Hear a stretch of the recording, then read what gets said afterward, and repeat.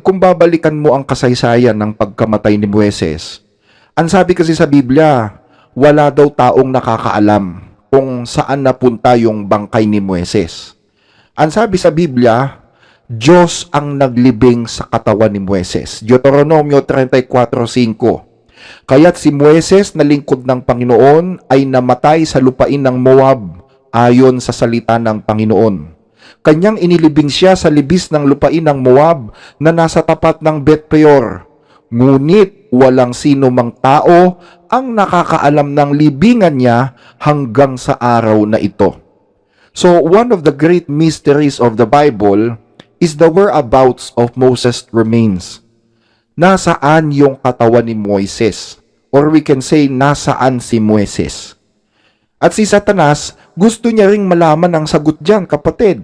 Interesado si Satanas dyan. Kung lalagay ka sa posisyon ni Satanas, kasi alam mo, malamang itanong mo rin yun eh. Bakit ayaw ng Diyos na ipaalam to? Anong plano niya? Kung kaaway ka ng Diyos, syempre the tendency is dapat malaman mo. Kasi baka may plano ang Diyos laban sa'yo o laban sa mga pinaplano mo rin kaya hindi niya ipinapaalam, di ba? So as an enemy of God, Satan is very curious about these actions of God regarding the body of Moses. Tama ba, kapatid? So gustong malaman ni Satanas nasaan ang katawan ni Moises. Ano ang ginawa ng Diyos sa kanya? Ngayon, ang sabi sa talata, nakipagtalo daw si Satanas kay Miguel.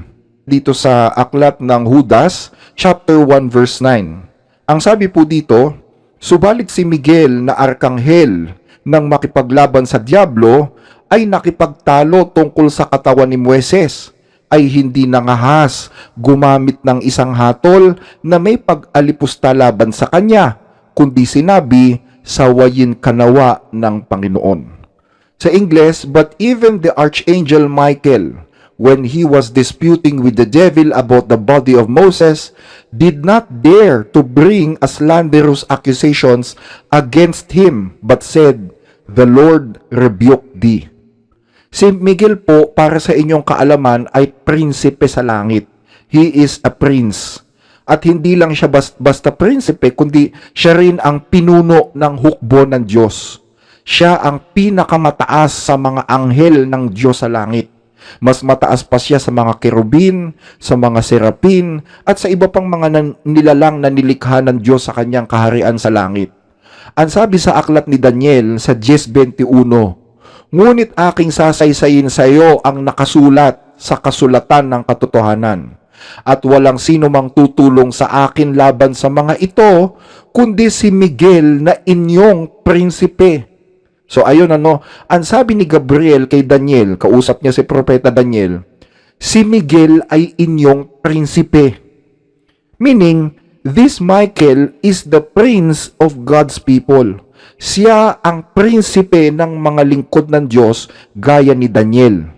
Ang katunayan, ang sabi sa isa pang talata sa aklat pa rin ni Daniel sa 12:1, at sa panahong iyon ay tatayo si Miguel na dakilang prinsipe na tumatayo sa ikabubuti ng mga anak ng iyong bayan, at magkakaroon ng panahon ng kabagabagan na hindi nangyari kailanman mula nang magkaroon ng bansa hanggang sa panahong yon.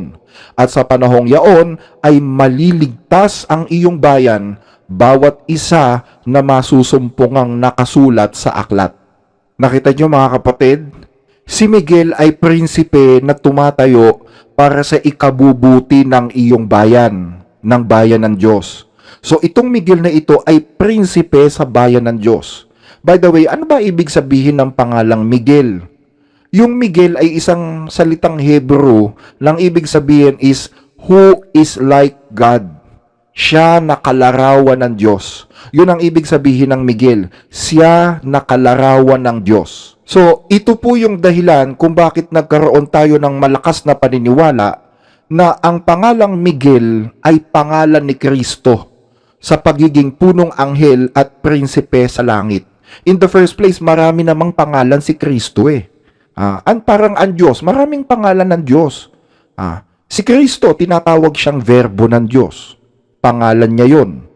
Tinatawag din siyang Emmanuel. Tinatawag din siyang Jesus. Meron pa nga nagsasabi na yun daw Jehovah ay isa sa mga pangalan ni Jesus o ni Kristo. Kasi nga, sabi ni Kristo, bago ang inyong amang si Abraham ay ako nga. Ako nga meaning Jehovah, the self-existent one. Tama?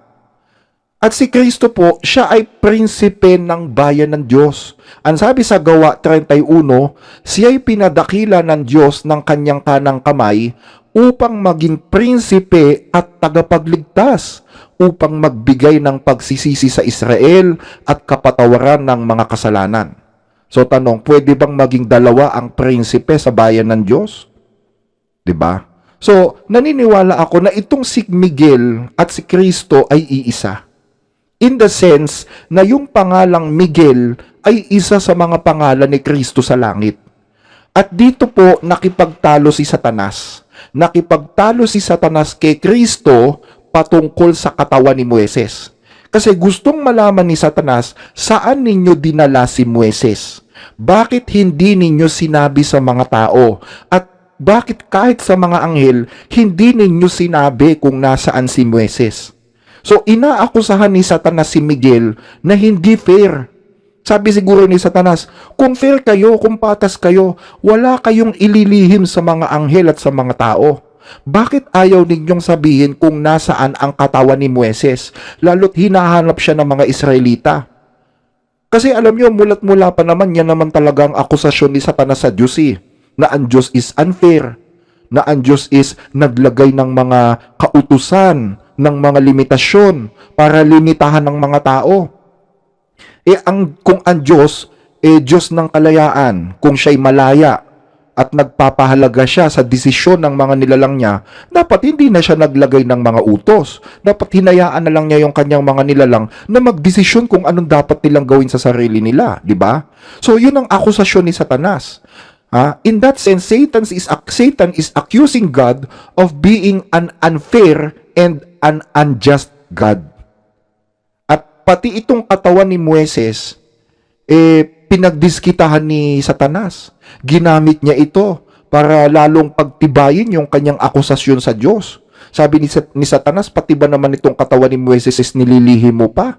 Bakit kailangang itago? Bakit kailangang ilihim? Ano bang binabalak ng Diyos na ayaw niyang ipaalam maging sa mga anghel? Kasi alam niyo mga kababayan, kung alam ng mga anghel kung nasaan ang katawan ni Moises, hindi ito makakaligtas kay Satanas Malalaman at malalaman ni Satanas ito kung alam ng mga anghel kung nasaan ang katawan ni Moises. So the mere fact that Satan is not aware of about the grave of Moses, this is because the angels are not aware. 'Di ba? Hindi alam ng mga anghel. At alam niyo kung bakit inilihim ng Diyos yung katawan ni Moises? Kasi posibleng sambahin ng mga tao ang katawan ni Moises. Pag nalaman ni Satanas kung nasaan ang katawan ni Moises, uudyukan niya yung mga tao na hukayin at sambahin yung katawan ni Moises. Magiging relikya yon. Alam nyo naman ng mga tao, kahit pustiso ng santo, sinasamba di ba? Kahit nga yung pako na ginamit sa krus ni Kristo, sinasamba di ba? O paano pa kaya kung mahukay yung mismong katawan ni Moises? Tama ba ako mga kapatid? Gagamitin lang yun ni Satanas para magkasala ang mga tao by means of idolatry. So hindi sinabi ng Diyos kung nasaan ang katawan ni Moises. At si Satanas, inaway niya ngayon si Kristo. Saan ninyo dinala ang katawan ni Moises? Pero ano sagot ni Miguel dito mga kababayan? Ang sabi, even the archangel Michael, when he was disputing with the devil about the body of Moses, did not dare to bring a slanderous accusation against him, but said, "The Lord rebuke you." Hindi nagsalita ng masama si Miguel kay Satanas. In short, hindi pinatulan ni Miguel yung mga akusasyon, yung mga pinagsasasabi ni Satanas sa kanya at sa Diyos. Manapa, ang sagot ni Miguel, sawayin ka nawa ng Panginoon. Hindi pinatulan ni Miguel si Satanas. Sa halip, hinayaan niya ang Diyos Ama ang siyang sumuway kay Satanas. Ipinagkatiwala ni Miguel si Satanas sa Diyos para ang Diyos na ang bahala sa kanya. So ang tanong, nasaan nga ba talaga ang katawan ni Moises? Ito kasi ang hindi alam ni Satanas Alam nyo ba na noong time na namatay si Moises sa panahon ng lumang tipan, walang kaide-ideya, walang kamalay-malay si Satanas na may plano ang Diyos na buhayin ang mga taong mabubuti na namatay? May tinatawag na resurrection. At walang kaalam-alam si Satanas tungkol sa resurrection nung panahon ng unang tipan. Wala siyang foreknowledge about the resurrection. Noong time na sumpain ng Diyos si Adan at si Eva, ang sabi ng Diyos, narinig to ni Satanas. So ito lang yung alam ni Satanas. Ang sabi ng Diyos kay Adan at kay Eva, sa pawis ng iyong muka, kakain ka ng tinapay, hanggang sa ikaw ay mauwi sa lupa, sapagkat diyan ka kinuha, sapagkat ikaw ay alabok at sa alabok ka uuwi. So para kay Satanas, walang pagkabuhay ng mga patay. There's no such thing as resurrection. Para sa kanya, lahat ng tao mamamatay at mauuwi sa alabok dahil sa kanilang pagkakasala.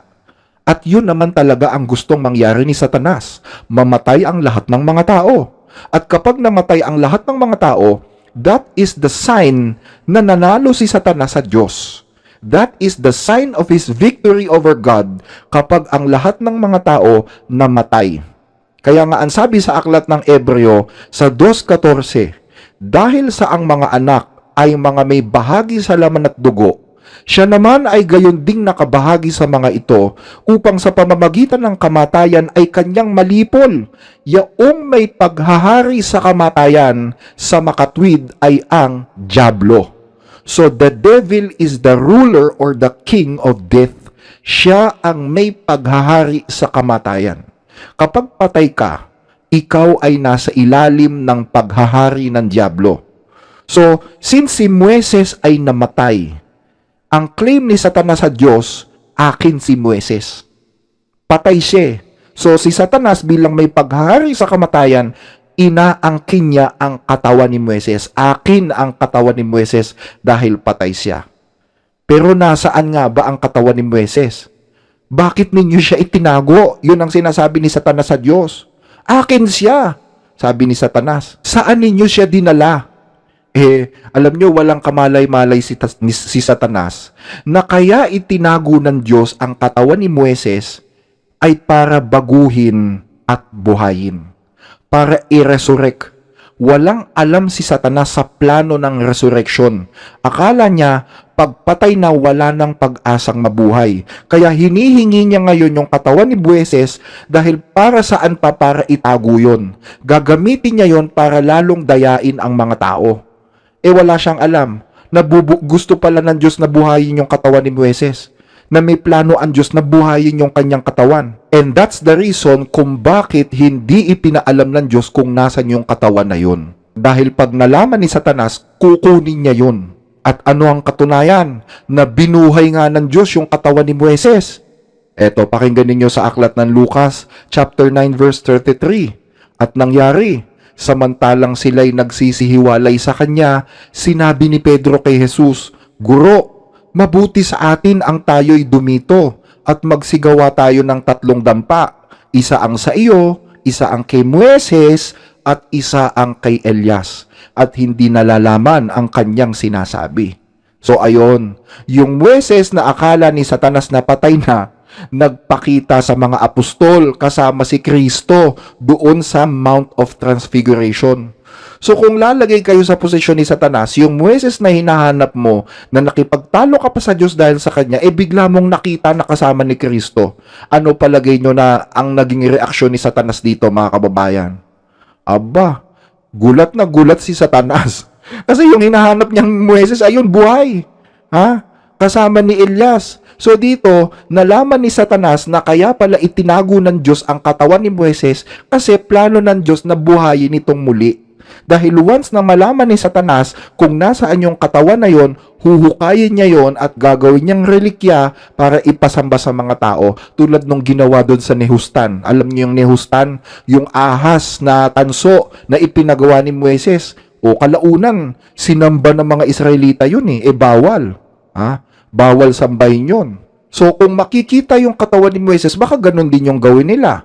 Diba? So bakit siya nakipagtalo kay Miguel o kay Kristo?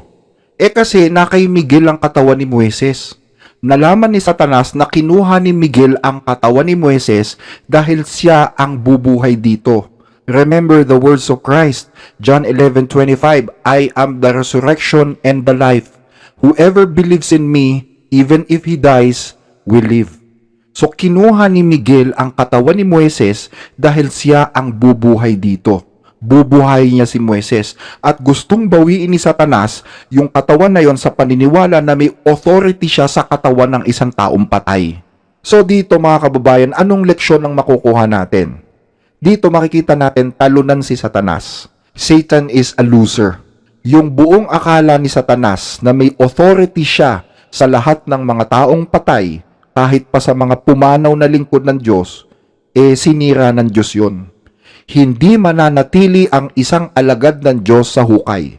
Hindi mananatili ang isang alagad ng Diyos sa ilalim ng kapangyarihan ng dyablo, kundi sila'y bubuhayin, babawiin sa huling araw. Ang sabi sa aklat ng awit 16:10, sapagkat hindi mo iiwan ang aking kaluluwa sa hukay, ni hindi mo man titiisin na ang iyong banal ay makakita ng kabulukan.